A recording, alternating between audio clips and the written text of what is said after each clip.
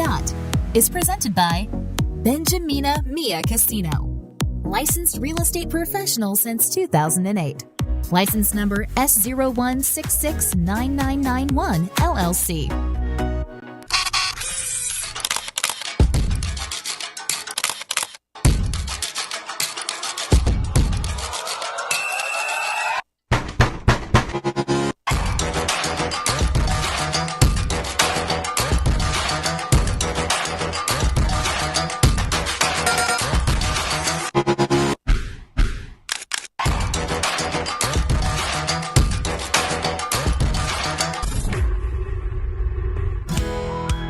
It's a lunch hour in Vegas, and we're on the dot with Dot and Mia here on PHLV Radio.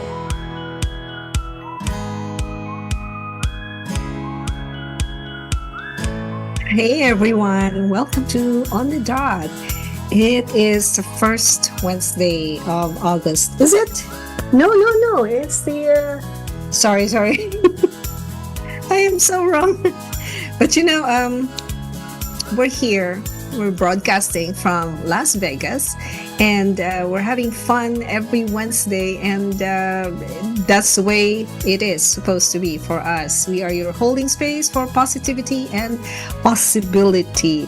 You know what? I'm correct. This is the first Wednesday of August. It's August 7th, and it's still hot in Las Vegas. It's still very hot, and there's still some storms going on somewhere in the U.S., and that's by that I mean geographically and ang tawag dyan, at saka politically maraming storms. So yes, welcome to On the Dot. This is brought to you by the University of the Philippines Alumni Association of Nevada, and this is one of our projects right here in Las Vegas. So is my partner here. My name is Dorothy Tome. You can call me Miss Dot, and here's my partner. Hi, Mia. Hi, everyone. Welcome to On the Dot. My name.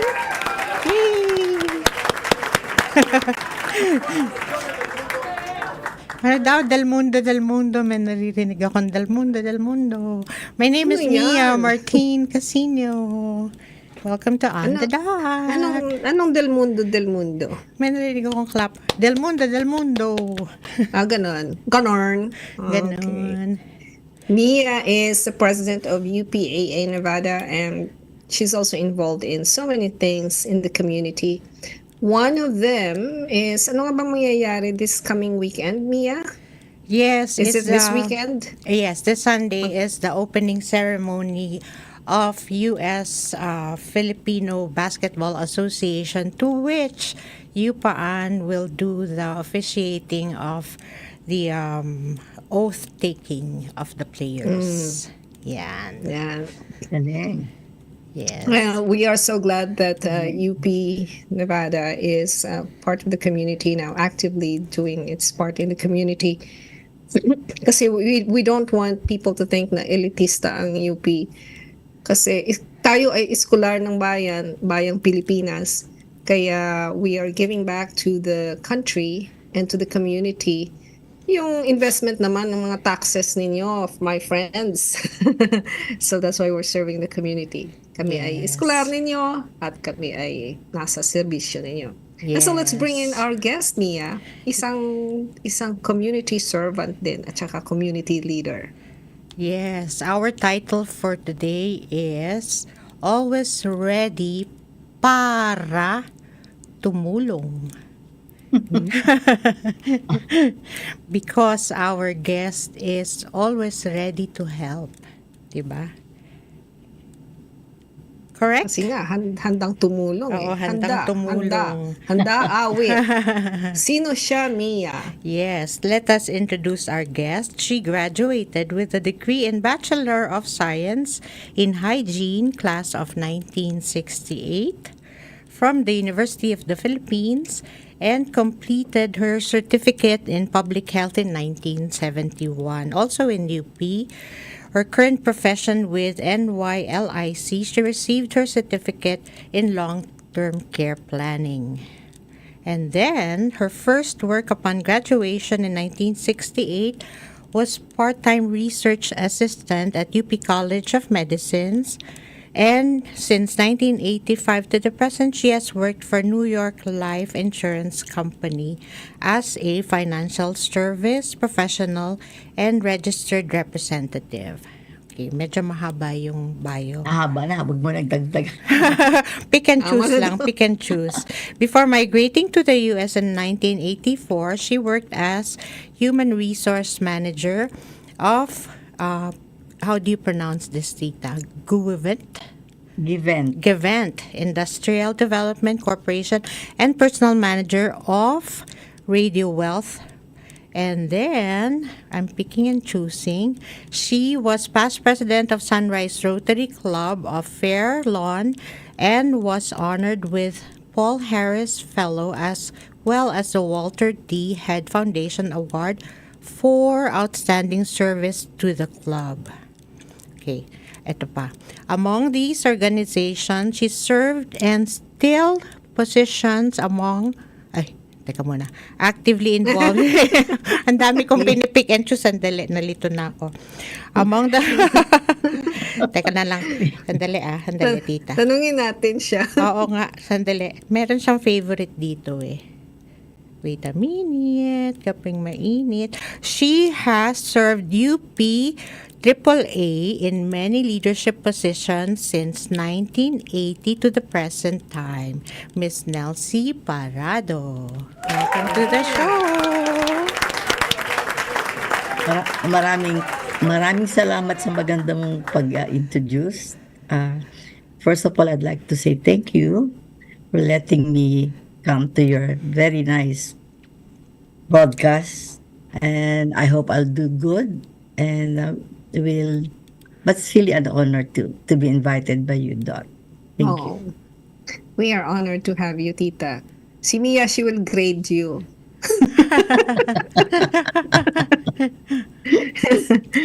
Wag masyadong mahirap, Mia. Ay, hindi, tita.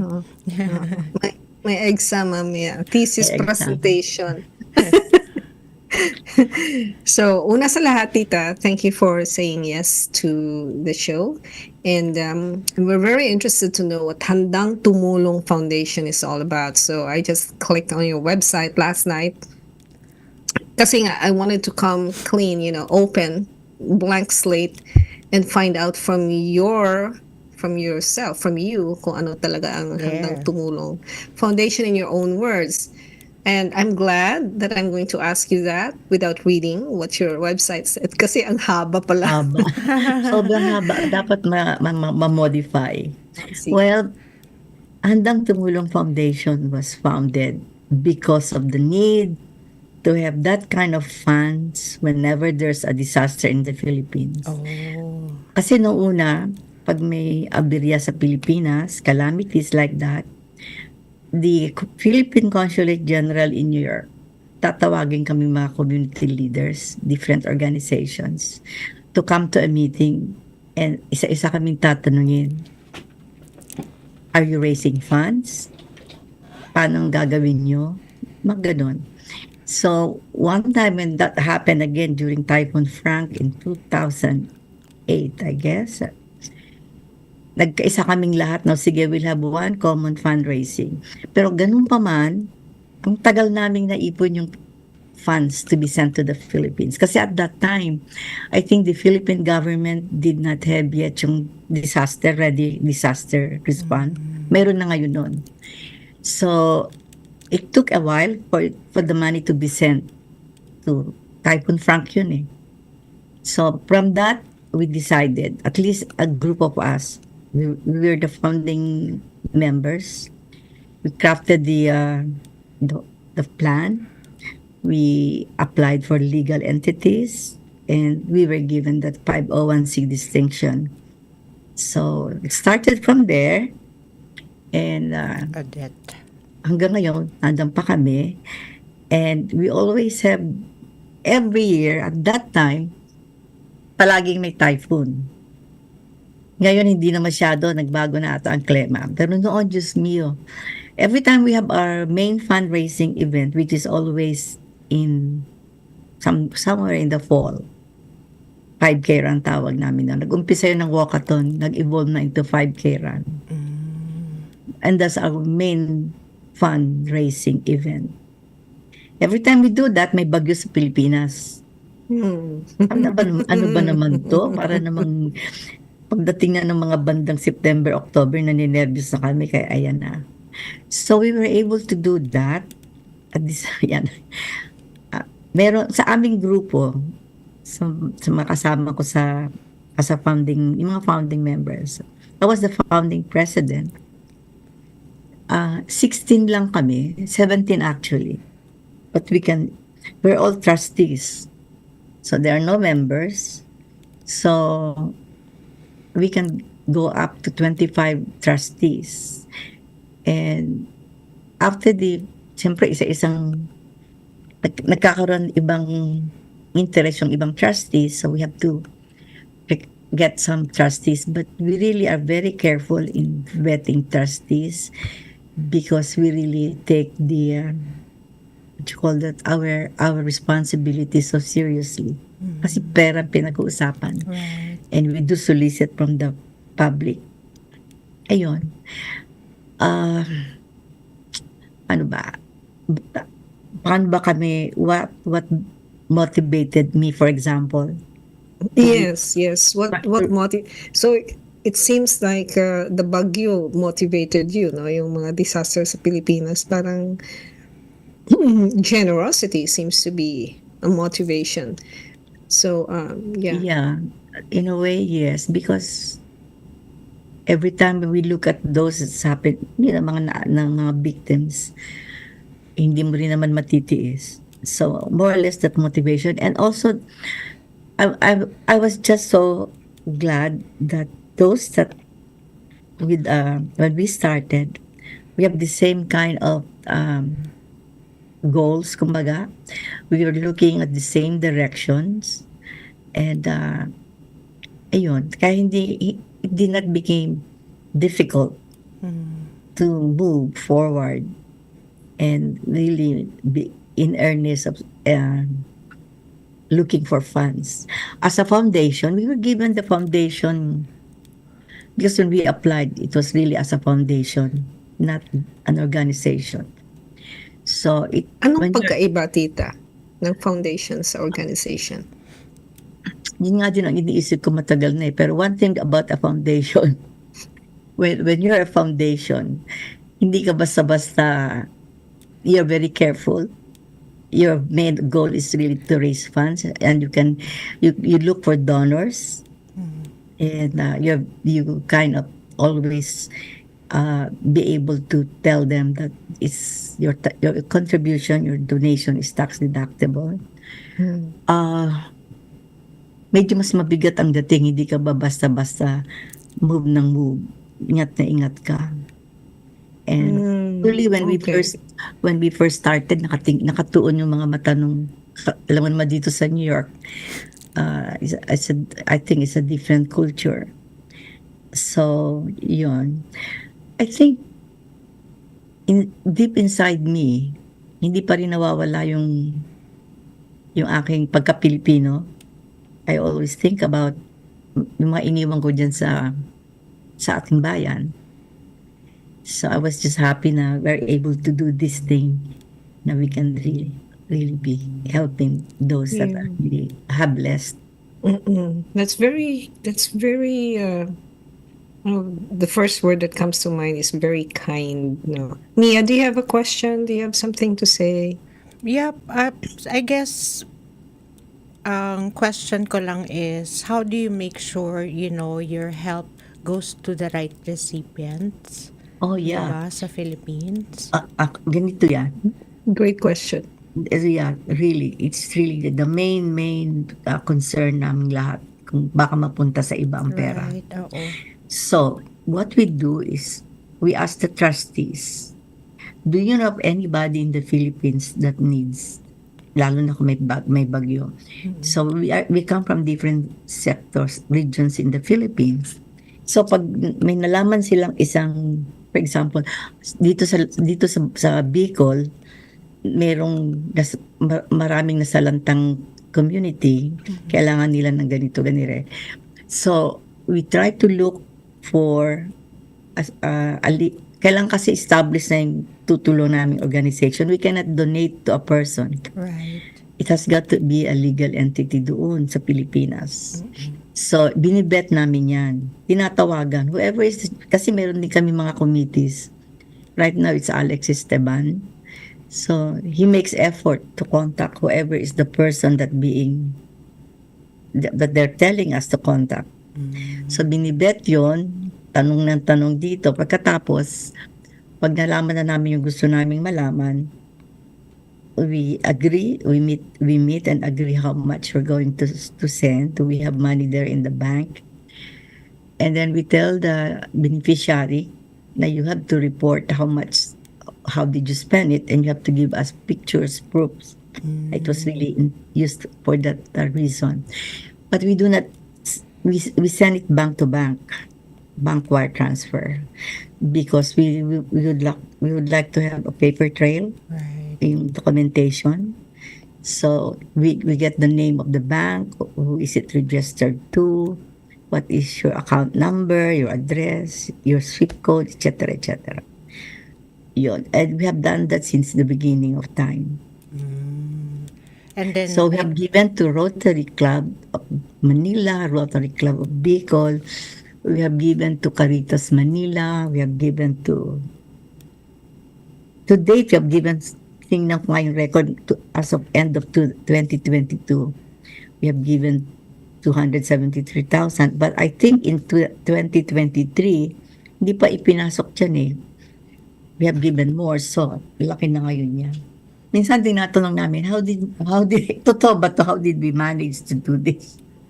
Oo nga, no? yeah, or you partner with reputable organizations, tapos they disburse in goods, 'di ba? Yung mga forms. Yeah.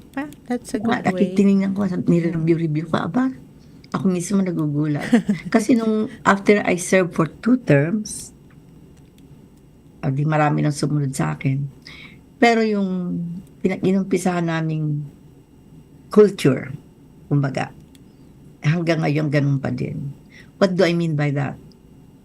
When we are in a meeting, we discuss and we really put in our ideas, and then we come to a conclusion, which sometimes it's very hard to do when you're in a Philippine organization. Kasi marami diskusyon. So, yun. So, so sa foundation ninyo, you meet regularly or only when No. there's a disaster? We Ayan, no? Is that your current president? Ilang terms ba? Ilang years pala ang one 2 term? terms, 2 years. 2 years. So, Tapos you can run, mayroong CBL eh. Sabi ko sa group when we started, our Bible is our constitution and bylaws. And we have to really adhere to that dutifully if we would like to succeed. Hindi natin pwedeng, kaya gumawa tayo ng constitution and bylaws. Pinaghirap, alam mo nung ginagawa namin yan, yung constitution and bylaws, we were really, kasi in part, nung una kasama namin ang consulate, advisors namin. So when we sat down to do that, we have at the time, the Deputy Consul General ng consulate, kasi kaibigan namin eh. They're part of the group when we started. And then si Consul Rebong, Consul General siya noon. So in other words, the CBL was really well taught, kumbaga. And I think when you have an organization, it's really very important. yeah, that's very detailed, no? At saka, kasi you're involved with money. Yeah. So, I like what you said earlier na you had to vet your trustees. Wala pala kayong members. So, hindi basta-basta. Interesting, Mia. Yeah, very interesting. I like how... Kailangan nire-recommend ng isang trustee. Tapos, pag mayroong committee to vet first, and then if it presents a board, and the board will kind of discuss. Kaya palagi kami, ngayon 17 na ulit kami. It has got to be odd number. So 17 kami ngayon, we can go up to 25. Sabi, parang yun ang elbow room mo. And each and every one of us, may kanya-kanyang, kumbaga, expertise. Meron kaming kasama si Troy Santos. Kilala mo yun, di ba? Si Troy gumawa ng ating, sa UPAA, nag-design ng ating logo. Logo. Siya yung aming artist in residence. Siyang gagawa. Kailangan kasi may flyer kami palagi. When we call for funds, yun, we do that. And in the beginning, we do mailing. Mailing. We mailed. Mhm. And then ngayon, hindi na nga masyado ngayon eh. So, anong kailangan ang magnitude ng disaster? I understand na ang beneficiaries ninyo ay mga those that are victims of natural disasters lang ba, tita? Or, and what is the magnitude of such a disaster that would elicit the funds, the Normally, ang benefits from you? we always kind of we ask the consulate if there's any kind of memorandum from the Philippines calling for help. Yun. Nung una, ganun ginagawa ng Philippine consulate. Ngayon, hindi na masyado kasi they have established this natural disaster relief agency sa Philippines. Nag-start siya nung, I think, after Typhoon Haiyan, I think, or before that, na-notice na namin na, okay, ang consulate hindi na nagbibigay ng ganung information. Hindi na nila, sinasabi na lang na may ganito. So, it's up to the different organization to react. So, kami naman, pag nalaman na namin yon, we start the ball rolling. Nag-uumpisa dun sa committee ng disaster relief kasi may committee especially for that. So, kami din, isa-isa naming tinatanong, kung ba sa Davao, nung nagkaroon ng disaster doon. I am from Davao. So, I told him, ganito ang nangyayari sa Davao. So, nag-meeting sila kung talaga bang dapat bigyan. Kasi kung hindi naman masyadong, hindi malaki, tapos nandun na yung agency ng Pilipinas, nandun pa yung ibang foundation din doon. I would like to say na helping through relief and through cash, kumbaga, ano na nga sa Philippines. Nga natutuwa kami, sabi ko, naisip ko, teka, nung unang panahon, wala ata ito. So, and then, ang ginagawa pa namin pala, there was, because our constitution and bylaws, the preamble, kumbaga, says that natural disasters in the Philippines and many other places kailangan ganon. With that kind of goal statement, mission statement, we were able to send help sa Pakistan, sa Nepal, at saka sa Japan. The nice thing about that, when we sent in our help, for example, sa Pakistan at that time, pati Japan, they sent a letter thanking the Filipino people. Sabi ko, nakaka-ano naman ang puso ito. Oh, how nice. And then one time, nung bago-bago pa kami, may nagpadala ng, hindi ko malimutan to eh. Nagpadala ng, may nakita, maliit na envelope, minail. May maliit na note sa yellow, peranggot na papel, Tagalog. Sabi, ma'am, ito lang pong aking makakaya. May nakaipit na $5 cash. Oh. Ito lang pong aking makakaya pero naawa po ako, gusto kong tumulong. Oh, that's so sweet. Yeah. And then magugulat ka, there's so many people who likes to help. You just make the call. Right. Meron pa nga, mga Amerikano din ha. So you ask from mostly from Filipinos? Yeah, but when we put in our campaign, it goes out. So meron din mga Amerikano. Tsaka, ano nga bang ginawa namin? When we did our mailing, and then meron pang nakipag-tie up kami. I'm from Fairlawn. So yung mayor ng Fairlawn, kaibigan namin, nung nagkaroon ng Typhoon Haiyan nga yun eh. Dineclare niya na Filipino-American Day. Nag-fundraising buong town. naka-raise kami ng, I think, magkano ba? Malaki din eh. Alam mo, hindi ko na matandaan yung nare-raise namin. Ang natatandaan ko lang na there were kababayang mga Amerikano sa fellow na tumulong. And because siguro ganun talaga ang natural inclination ng mga tao kaya Amerikano kapaon. Yes, yes. Mia, ikaw muna mag-take over. Parang gusto kong miyak. So, Tita, this foundation... Hindi, mayroon namang fun, mayroon ding fun part. Hindi, I mean, Hindi, so Tita. touching. So, It's you're helping Filipinos Yeah. globally. Ganon. Globally, This foundation is for Filipinos. Globally. Oh. Ang masaya pa niyan, Mia, that may isang matandang Italiano. Kamuang mo, bigla kami kinontak. Pwede ba daw siyang gusto niyang tumulong, gusto niyang magawa ng concert to benefit as libre. Oh, wow. Piano? Tatanggihan mo ba yun? O sige po. Ano na siya eh. May pangalan pala siya, hindi namin alam. Saan natin ito patutugtugin? Yung Philippine Consulate came to the rescue. So, sige dito sa Kalayaan, wow. libre din, walang bayad. So, we raised funds. Those were in the early days. November nice. 2023. So, Hindi ko I think, mabasa.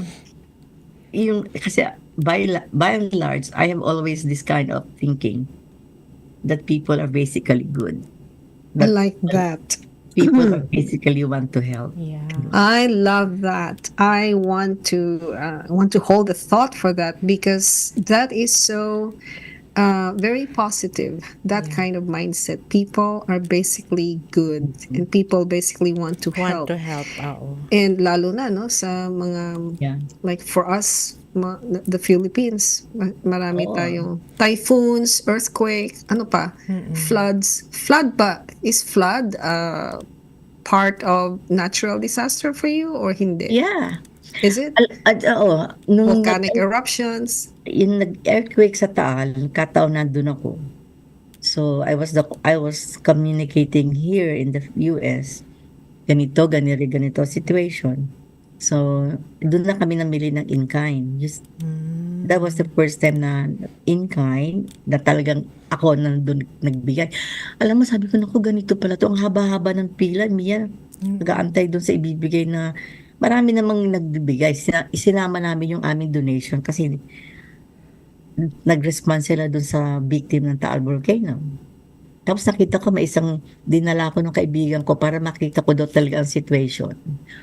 In one house, nagluluto sila ng kakainin ng mga volunteers, ng mga nahirap.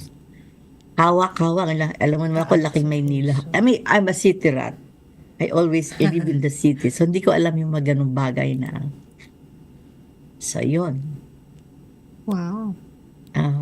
Grabe. Kaya sa atin, buti nga tama yung sinabi mo, na huwag lang tayong elitista. No? Yeah.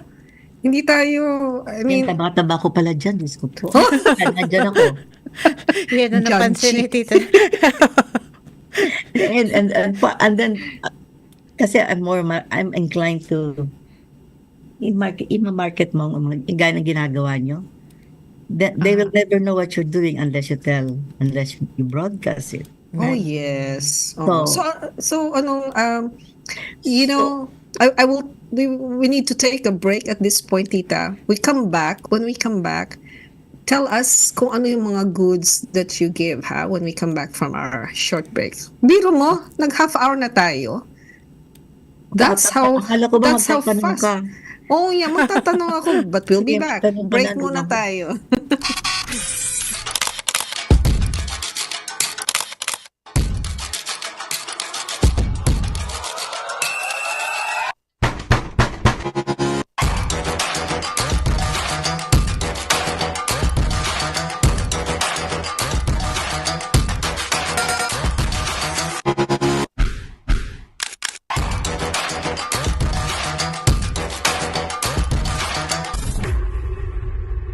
On the Dot is presented by Benjamina Mia Casino. Licensed real estate professional since 2008. License number S01669991 LLC.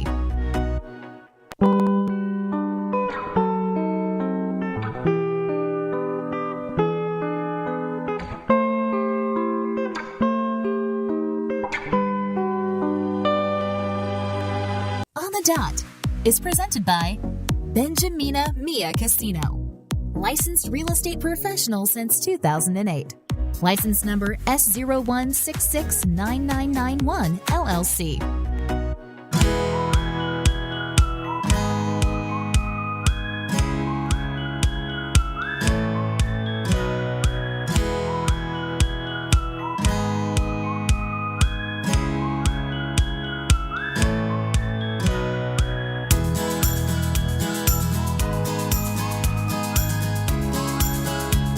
Okay, here we are back at the show. You're watching and listening to On the Dot at PHLV Radio. You can find us on Spotify, YouTube, Google, at kung saan-saan pa. Right here sa this bandang mainit na disyerto sa Pilipinas. Hindi pala Pilipinas. Nevada. PH stands for Philippines, LV stands for Las Vegas. It's the Filipino experience in Las Vegas. Okay, I'll turn over the mic to Miss Mia. She has some announcements. Mia? Yes, first of all, I want to congratulate all the graduates for 2024, especially Miss Jamila Lambunao for graduating cum laude at the University of the Philippines in Diliman. Uy, Mia. Oh. Itong may scholar si Tita Nelsie, summa cum laude. Oh, wow. Balikan natin yan. Later. Yes. Continue mo muna remind me later. Remind me later. Okay, I will. And we would like to invite everyone for 2 events of Yupaan. First is Himig, Husay Ipagmalaki Musikay Ipagdiwang Gawang Pinoy, Yupaan Songwriting Competition. If you have any unpublished compositions, please send it over before October 15 to my email miamcasino@gmail.com or through PHLV before October 15. The competition is on November 16 at the Celebrity Center. Tickets are $30 with refreshments. And the second event is on November 30th. It's a dinner gala at the Suncoast Casino for $100. It's at 7 p.m. at tickets are available for $100. And who is this again? Our scholar for summa cum laude. You have the name, Dot? I don't. Si Tita Nelsie, she has. Jericho Conquilio, Yay! Grabe. BS Geodetic Engineering, Di ba sa Nelsie Congrats. Parrado Stipend Foundation? Scholarship. Stipend Nelsie and scholarship. Steven. Yeah. Ay, giver talaga si Tita. Woohoo! Galing. Marami naman yun. Marami. Ilan ba yun? Pero mga 5 kami atang ganyan. Yeah. It's really a culture of the alumni to give, no? To support kumbaga, big brothers and big sisters tayo. We're supporting Naghahanap pa nga kami. We're looking for those donors. Yeah. So, teka, hello muna kay Doc Flora Saison. She's watching. Hi, Doc. Hello. Siya ang guest natin yata next week. I think so. So, may ibang tanong ko. Mia, do you have a question while I'm trying to remember my question? How about the recent flooding in Manila? Would oo, that sige. qualify as a disaster? Actually, hindi na kailangang i-plug. For some reason, marami na rin nakarinig. Especially, meron kaming contact person doon. You mean flooding? Flooding. Flooding ba? O plugging? Ah, Mali ang flooding. Yung recent Flooding. one. Baha. Ay, sorry. May baha ngayon doon, di ba? Yes, oo. Kasalukuyan, I think may na-contact na kaming bibigyan namin ng funds. Nag-usap na kami, we are giving 5. There are 5 beneficiaries sa ngayong recent calamities. Right. We're going to give $1,000 each. Bukas loob sa Diyos, Caritas, Bulacan ata. Alam mo, di ko na mamemorya kasi tapos bibigyan namin isang Rotary Club sa Marikina. Ano pa yung 2? yung sa isang madre, doon sa Caloocan. And the other one, oh my God, I forgot.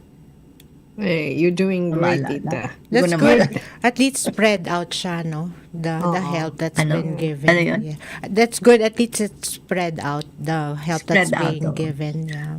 At yun, Antimano, nag-ano na, natawagan na, ganito na oo na. 1,000 yun. Pero pag may humingi sa amin na individual, hindi namin kayang bigyan kasi nga, nagtanong na kami sa accountant namin early on kung pwede. Kailangan daw may legal entity. Oh. Nakapagbigay na rin kami sa if you're nowhere to go but UP Foundation. Merong ganong foundation palaga. Oo. No. Nowhere to go but up. Nowhere to go but Ayun up. nga, nowhere Yeah. to go but UP. Up ba yun? Parang, Oh, yeah, there's a UP Foundation, meron din gano'n. Yeah. Oh, yun nga, yun na yun. So, Now I remember my question. Ano ang... The relief goods. Yes, anong goods ang that are in the package that you give? May Oh, required ba kayo? okay. Nung una, we thought about sending in kind.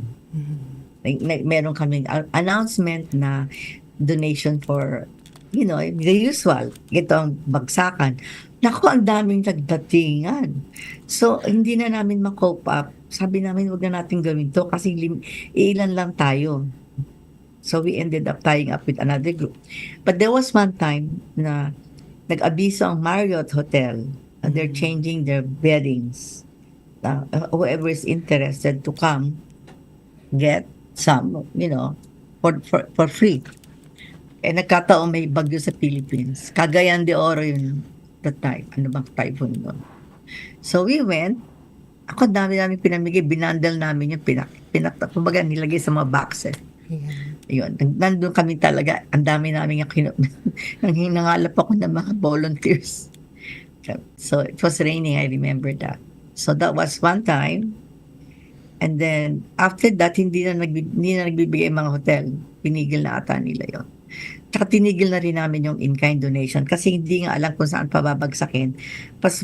You cannot just send donations in kind na hindi mo tinitingnan kung malinis or what. And also, nagkaroon ng memo ang social welfare sa Philippines. No more. Kasi Kind. napupunta lang daw sa ukay-ukay. Oh. At saka maraming from the States, marami namang ewan ko ba what kind of a person nagbibigay ng hindi man lang nilabahan, madumi. Minsan nagbibigay pa ng Mga gowns. Ganon. yung mga underwear. Mga costumes. Underwear. Tapos mga Tapos winter clothes. Winter coats. Oo. You can't use Hindi it applicable. there. Tama. Sabi na, kung ganyan din lang, let's just give funds.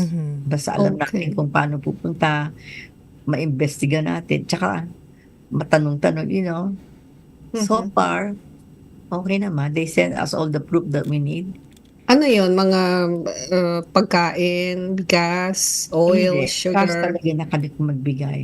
When they give to the recipients. When we give them. Minsan, nag-i-impake sila ng pagkain. Minsan naman, there was one time na ang typhoon sa Iloilo, sa fishing village. So, they made use of the money we donated to them to build their fishing boat. Oh, That's good. May picture pa sila. Meron sila pinadalang bangka na pinangalanan nilang handang tumulong. Oh, that's Ay, nice. Yeah. Nice. Based on their Handa. needs. Oh, yeah. Ano, Mia? Based on their needs. Yung Based on location. their needs. Yeah. And I'm also picking up points here and there with regards to, working with the consulate.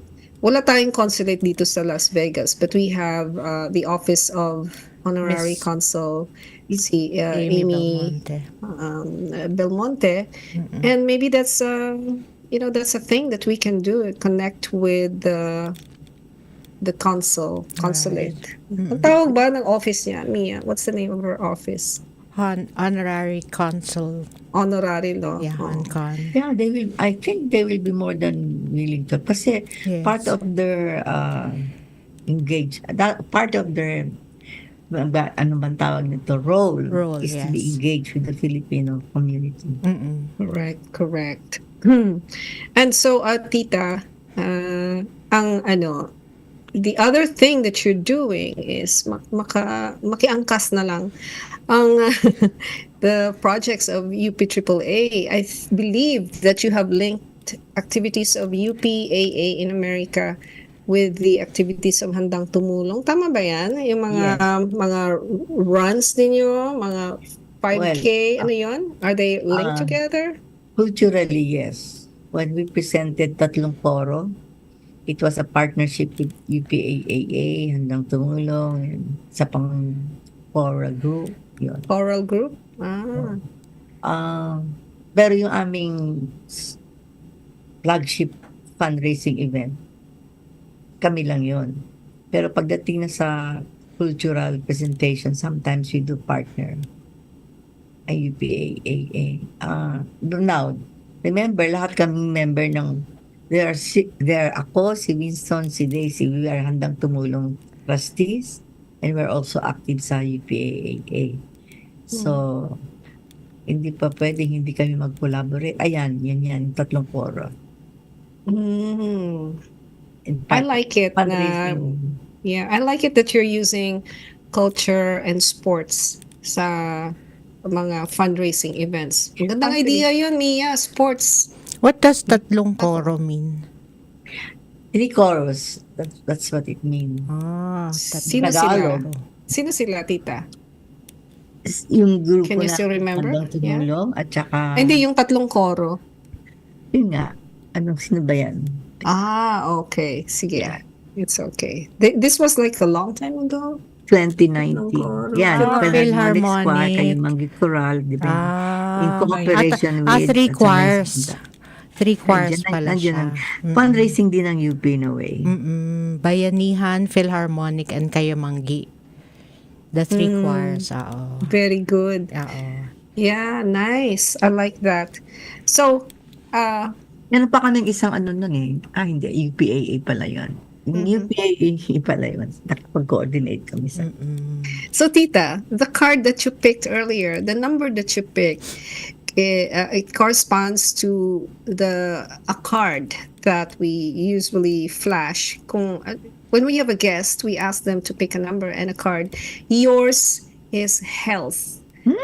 Are you able to read that? Teka. Health. Oh, yeah. What does it say? I will honor the physical vessel that enshrined my soul. Okay. So, ang question ko sa iyo, how do you keep your health well? How do you keep yourself well such that you can still remember everything? Di ba, Mia? Yeah. Very She sharp. can remember. She can, create ideas. Oh, basta't wag mawala sa akin yung okay na sa akin. Well, I do have plenty of, paano ba to? Name it, I have it, I think. Ano yun? Name it, Mia. Baka meron siya. Ano ba? Well, and siyempre, if you age, no? Hindi na naman ako, I'm not a spring chicken anymore. So, as you're part of aging process, okay, I have my, lahat naman yung inaalaga. Pasabihin ko na lang, may cardiologist ako, meron akong rheumatologist, meron akong neurologist, cardiologist, rheumatologist, may primary doctor ako. 5 yan sila eh. Pati hair and makeup artist, ganon. Nakakainis yung aking hair day. Anyway, nakabaga ha? Ngayon tinanong mo, gusto ko tuloy malaman. Kasi this month, ang dami kong pinuntahan. Lahat ng doktor na binisita ko, kakainis. That's how you keep yourself healthy. And then I take of course, I'm very religious in taking my medicine. But I would still say, Mia, di ba she looks healthy? I think she keeps herself busy.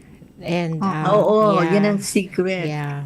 That's why she's very healthy. Keep yourself busy, and then if you have a personal ethics or mantra, no, I'd like to share with you. When I was younger, I worked with the government, you know, and I worked with the Bureau of Quarantine.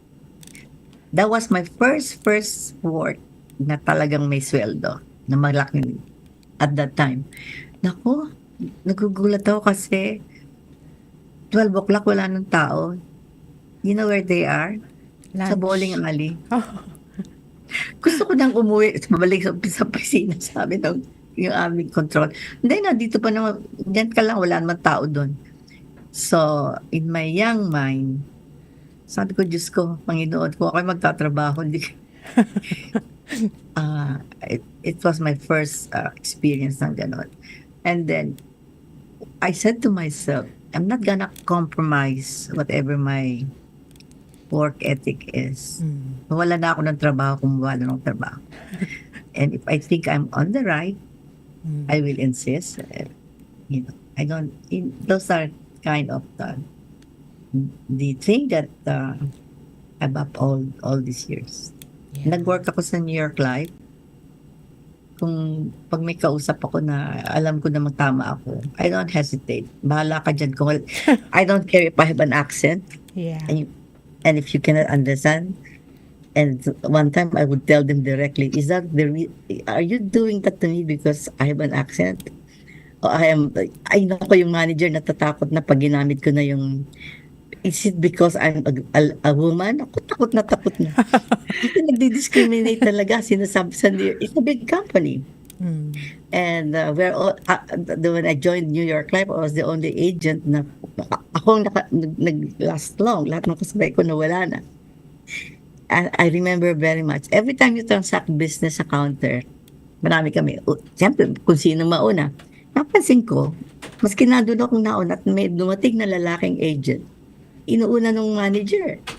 Hindi ko pinansin. Ano ba, isang araw, talagang hindi ko na matiis. Teka muna, Alex, I have been here and then you attended to me. Why is that? Is it because I'm a woman? Ako ang takot. Dinala ako sa kwarto. No. Sometimes you have to speak out. Yeah. Oh, Mia. Magkaano kayo? That's din ba, Mia? Mia. Ay, of Ganun course, siya. tita. Of course. Of course. Minsan pa kasi meron kami central service. Ito talaga yung mga experience ko. Yung meron kaming central service. Kumbaga, you call if you need help. Tatawagan. Boses lang maririnig mo. Bago dating ako dito, siyempre lahat tayo may accent. May attitude sa alam ko kasi kung may attitude yung kausap ko. Hindi ako nagpipigil ako. Laging siya sumasagot ng minsan yan, sabi ko, you know, just because I have an accent doesn't mean I don't know anything. Sabi ko, I should have reported you long time ago and you have lost your job. Kasi nag-report namin nakikipag-away ako talaga. Kamag-anak ko si you know Tita what? Nelsie. I found out, they respect you more. Yeah. That is yung mga kasama mo sa trabaho mo, Amerikano. Oo. Oh, nako. That's a great tip. Yeah. Gamitin mo ang accent card mo at saka At saka yung pag yung babae mo. Yung woman card mo. Of course. Oh, Mia, diba? tandaan mo yan. Girl. Actually, that's what the other ethnic group are doing. We Filipinos, we don't do that, really. In a manner na very actively. Yes, and at the same time, respectful, at the same time, dignified. Yeah. Yung ating, anong tawag nun sa English? Yung pasensya natin, napakahaba. Oo, tama. Use your assets. And, ano yun, Mia? Use your assets. Aha, assets. Use your assets daw, tita. tita. Oh yeah, of course. Tama. That is so... I love this conversation because may mga golden nuggets pa tayo nakuha. Yung mga asides natin. Use your assets. At saka, Hindi ko alam kung- Did I satisfy what you want to know about Handang Tumulong? anong grade niya, Mia? Uno. Tita Nelsie? Uno, tita Uno, Nelsie. flat 1 ka daw, tita, Flat sa presentation. I'm Pero sure meron May compre pa. Ito yung compre. It's a quote that Mia will give us, tapos we react Yes. to it. Kasi nga, anong oras na? Well, Matatapos na tayo in a little bit. Meron ka pang 6 minutes. okay, No, Tita. So, Mia. our quote is from Roy T. Bennett. Always have a willing hand to help someone. You might be the only one that does. Mhm. Oh, I love it. What is it, Mia? Pakiulit. Ay, pakiulit. Pakiulit louder, ma'am. The quote is from Roy T. Bennett. Always have a willing hand to help someone. You might be the only one that does. Totoo yun. Diba? Yeah. Baka ikaw lang, no? Ang Totoo handang tumulong. Totoo yun. Oh, anong reaction mo, tita? Totoo yun. Okay. I think so. Totoo yun. Kasi hindi naman lahat na... Minsan, yung iba naman, they have the inclination, pero kung wala naman talaga, paano ba? Pero kung minsan, kailangan lang nila ng tenga makikinig. Right. Oh, yeah. You know, my take on that is, even if your help is just to listen, I think it's a great help because people want to be heard. Yeah. So for me, that's a very good quote, Mia. To each one, there is really, each one has a gift that he or she can offer the world. So yes, what's your take on that, Mia? It only takes one person to help you. Diba? It just takes one. That's it. Yeah, that's it. Yes. Ang ilang taon na bang handang tumulong? 15 years. Oh. We plan to have a gala to celebrate. Kasi alam mo, sabi ng kasama namin, teka muna, bakit tayo lahat ang organisasyon na hindi gumagawa ng ball, ng gala? This year, Tita? This Puro year? Cultural at saka sports lang. Oo nga, sige mag-gala tayo. Oh. Kailan ang gala niya, tita? Ba, ewan ko sa kanila. May presidente namin si Dr. Dennis Bernardo. Siyang nasa front seat, siyang driver. So, taga-sunod kami. I mean, hindi naman taga-sunod-sunod. Pero ibig sabihin, siya yung binibigyan namin ng magandang, kinoconsult naman niya kami. A consultative, kumbaga. Right. Kayo ba dyan madalas ang gala? Ganun. Ay, Yan, ibang organizations, yes. There's always a gala somewhere in Las Vegas. First time for you, Paando, for the 25th Yes. anniversary. Nagila na rin kayo. Just for the 25th anniversary, Tita.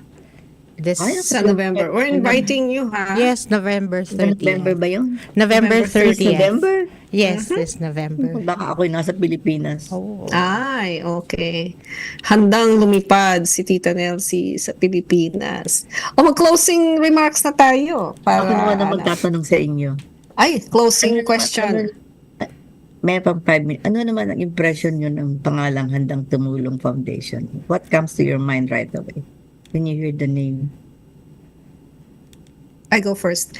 It's really generosity. The handang tumulong. More than the word help. Tumulong kasi is help, no? It's more than that for me. It's really generosity coming from a space of abundance and generosity. And the other word is the handa. It's a readiness. You know, hindi siya, I like it that it's 2 words, pairing of 2 words, handa at saka tumulong. So it's not just a tumulong foundation, but there is a readiness to give help where it is needed. So yun ang impression ko. And I didn't know that it has something to do with the disaster sa Pilipinas until today. So thank you very much for that information, Tita. It's very, very helpful. That's my impression of handang tumulong. Ikaw naman, Madam Mia. Sa akin, ang impression ko is empathy. You know, I love that. empathy, yeah. It's feeling the disaster and being able to give yourself. Yeah. That's my impression. Pasa ba kami, Tita? Pasa kami, Tita. Anong grade namin? Anong grade? Bago kami nung nag-start pa kami. Bakit pangalan naman yan? Ba't yan ang pangalan ninyo? Ba't gano'n yan? You know, yung naysayer. Anyway, so, over time, wala na yun. And there was, acceptance. And that's how it is. I love it. That was one of my questions actually. Where did where did Handang Tumulong come from? Then nag-deliberate kami niyan, nag-brainstorm kami. And then, what do we want? Why are we going to form a group? Because you have to have a name when you apply for 501c3. Yeah. So, isip. Then my husband came up with the idea, ba't hindi na lang kay Handang Tumulong? Tagalog yan eh. Actually, yun ang kanilang concern. Hindi maintindihan ng mga Amerikano. We have to translate. Sabi ko, bakit nga hindi Handang Tumulong? Pilipino naman tayo. Di sila magtanong, silang, So, yan. Kay Handang Tumulong.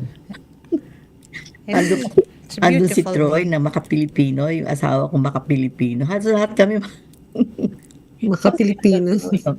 So, dyan sa grupong yan, inaalagaan kami mga seniors. Ang role namin is like an elderly. Kasi wala namang, ang trustee walang term limit, yun lang presidente, yung mga officers. So, It's a nice name. Diba? That is really commendable. And inspiring. I love our episode today, Tita Nelsie. So mag-closing remarks na tayo kasi alauna na. Mia has a show after this. Tama ba? Alauna na ba? Yes. For us here. Closing remarks mo, Tita. Ako? Well, what you're doing, ladies, is very, very, I like it, because you are utilizing media to really kind of inform what you're doing, which the majority of your audience will not be able to know. And if your reach is really worldwide, talagang kahanga-hanga yun. And I know it takes money and effort and time to assemble that. And I think Mia and you are good partners. Yung reparty ninyo is maganda.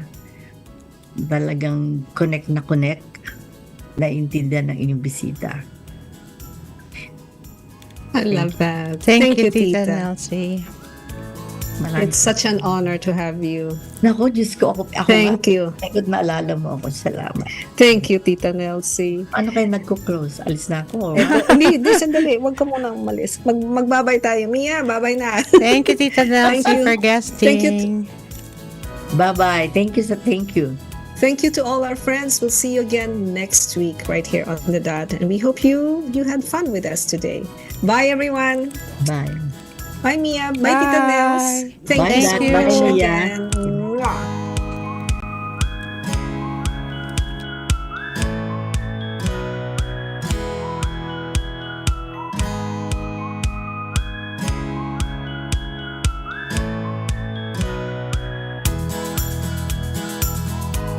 On the Dot is presented by Benjamina Mia Casino. Licensed real estate professional since 2008. License number S01669991 LLC.